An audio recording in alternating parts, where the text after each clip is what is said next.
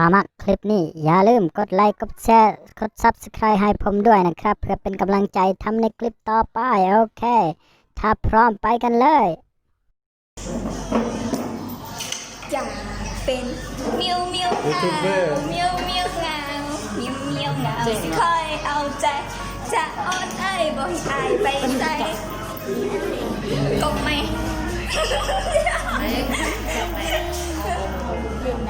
พอแล้วไปบ้าน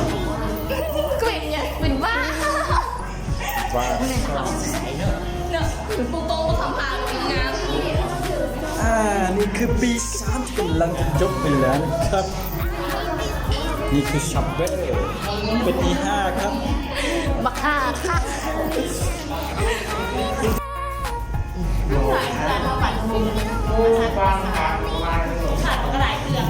เอากระเทียมเอากดนี่กระเทียมวันที่เก้าวันนี้เขามาลองนี้ปีโซ่กันสาวปี2019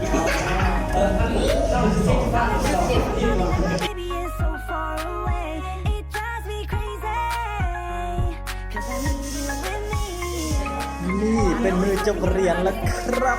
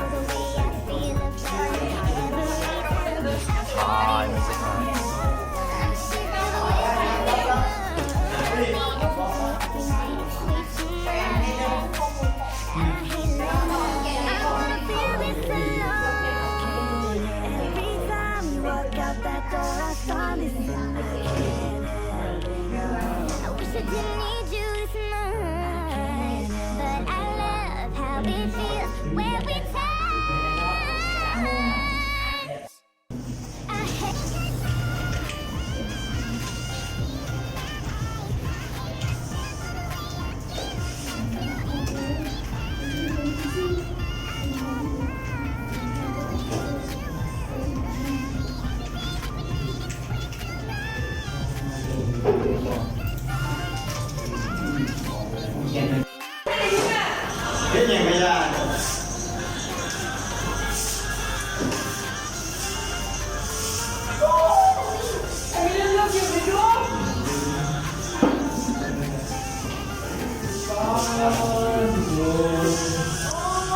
ใส่แทนเขาแทกตัวนะมึงไม่ต้องเป็นห่วงอะไรทั้งนั้นสวัสดีครับเดี๋ยวนี้ก็ได้ไปที่คณะวิทยาศาสตร์ธรรมศาสตร์เนาะไปสมัครลองเซ็งเบิ่งต่อ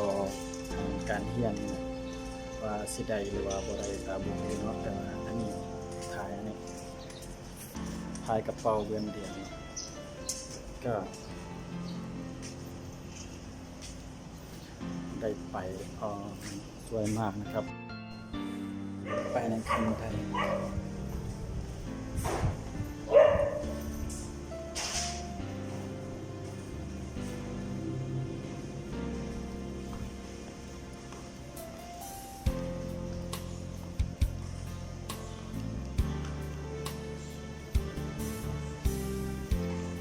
ใช่ไม่ได้